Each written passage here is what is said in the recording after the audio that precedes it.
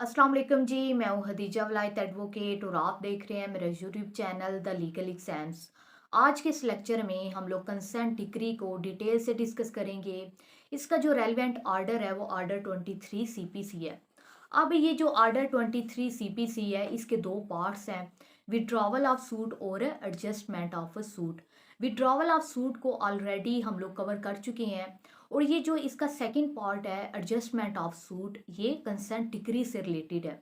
जो इसका आर्डर 23 का रूल 3 है, कंप्रोमाइज ऑफ सूट, ये भी कंसेंट डिक्री है।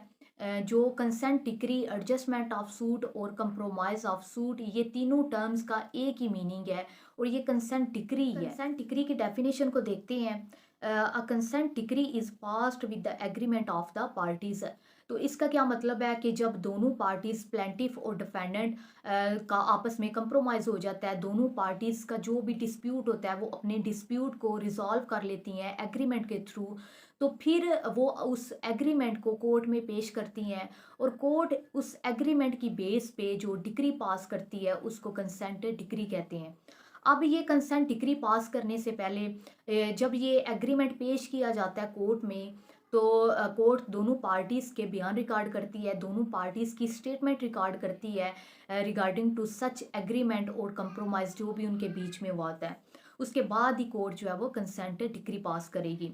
आगे कह रहे हैं कि जो कंसेंट डिक्री है ये पास करने से पहले कोर्ट 2-3 पॉइंट्स को मद्देनज़र रखेगी, उसके बाद ही कंसेंट डिक्री पास करेगी। तो जो आर्डर 23 रूल 3 है उसमें ये दो कंडीशंस बताई गई हैं। सबसे पहली चीज़ कि कोर्ट देखेगी कि जो इन दोनों पार्टीज़ के बीच में कंप्रोमाइज़ हुआ है, जो दोनों पार्टीज़ के बीच में एग्रीमेंट हुआ है, क्या ये एग्रीमेंट, क्या ये कंप्रोमाइज़ लॉफुल एग्रीमेंट है, लॉफुल कंप्रोमाइज़ है।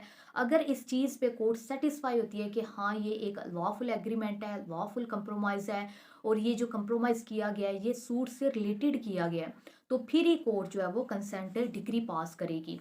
उसके बाद जो आर्डर 23 रूल 3 में प्रोविजंस बताई गई हैं, ये मैंडेटरी प्रोविजंस हैं कि जब दोनों पार्टीज़ के बीच में एग्रीमेंट हो जाएगा तो कोर्ट जो है वो वहाँ पे कंसेंट डिक्री पास करेगी। यहाँ पे शेल का वर्ड यूज़ हुआ है, तो ये जो प्रोविजंस हैं ये मैंडेटरी प्रोविजंस हैं।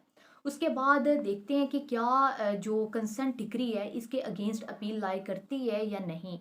तो जो सेक्शन 96 है सीपीसी का, उसका क्लास 3 कहता है कि जो कंसेंट डिक्री होती है उसके अगेंस्ट अपील लाए नहीं करती, क्योंकि ये दोनों पार्टीज़ के कंप्रोमाइज़ पे, दोनों पार्टीज़ की कंसेंट के साथ ये डिक्री पास की गई होती है। तो जहाँ पे पार्टीज़ की कंसेंट के साथ एक डिसीजन आया कोर्ट का, वहाँ पे जो पार्टीज़ हैं उनके पास कोई राइट नहीं होता कि वो उस कंसेंट डिक्री के अगेंस्ट जाके अपील फाइल करें। तो इसकी एक एक्सेप्शन भी है जहाँ पे अपील लाई करती है एक ऐसी पार्टी जो कंप्रोमाइज़ का हिस्सा नहीं थी और वो पार्टी उस कंप्रोमाइज़ से अगर इफ़ेक्ट हुई है तो फिर उस पार्टी के पास राइट है कि वो कोर्ट में जाके तो इस कंसेंट डिक्री के अगेंस्ट अपील फाइल कर सकती है। अगर ये कंसेंट डिक्री को हम लोग चैलेंज करना चाहते हैं तो हम लोग जो 12(2) की एप्लीकेशन है सेक्शन 12 सीपीसी क्लास 2, उसको हम लोग प्रैक्टिकली अगर देखें तो हम लोग 12(2) की एप्लीकेशन उसको कहते हैं, जो कि अगर फ्रॉड कमिट हुआ हो या फिर मिस रिप्रेजेंटेशन कमिट हुई हो या फिर want of jurisdiction, in 3 grounds पे हम लोग 12(2) की एप्लीकेशन फाइल करते हैं।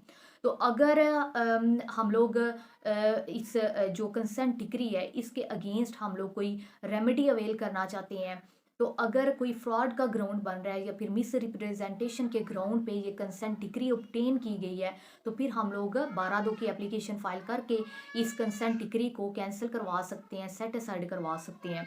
उसके अलावा हमारे पास रिव्यू की भी रेमेडी अवेलेबल है और रिवीजन की। जहाँ चीज़ माइंड में रखनी है कि जहाँ पे अपील लाई नहीं करती वहाँ पे रिवीजन की रेमेडी हमारे पास अवेलेबल होती है, तो हम लोग रिवीजन भी फाइल कर सकते हैं इस कंसेंट डिक्री के अगेंस्ट। अगर हम लोग ये कंसेंट डिक्री जो पास की गई है इसकी लीगैलिटी को चैलेंज करना चाहते हैं तो फिर हम लोग रिवीजन फाइल कर सकते हैं इस कंसेंट डिक्री के अगेंस्ट। और चीज़ जो आर्डर 23 रूल 3 है इसका, इसकी प्रोवाइजो में कह रहे हैं कि अगर दोनों पार्टीज़ कंप्रोमाइज़ करना चाहती हैं, तो वो कोर्ट में एप्लीकेशन फ़ाइल करेंगी और कोर्ट जो है वो एक डेट फ़िक्स करेगी कंप्रोमाइज़ की। और अगर दोनों पार्टीज़ जो है वो उनके बीच में कोई एग्रीमेंट वग़ैरह हो चुका है और वो एग्रीमेंट भी कोर्ट में पेश किया जाएगा, और जो डेट फ़िक्स होगी उस डेट पे कोर्ट दोनों पार्टीज़ की स्टेटमेंट रिकॉर्ड करेगी और फिर कोर्ट उस पे कंसेंट डिक्री पास करेगी। कंसेंट डिक्री का कांसेप्ट था। आई होप आप लोगों को ये लेक्चर पसंद आया है। Thank you so much.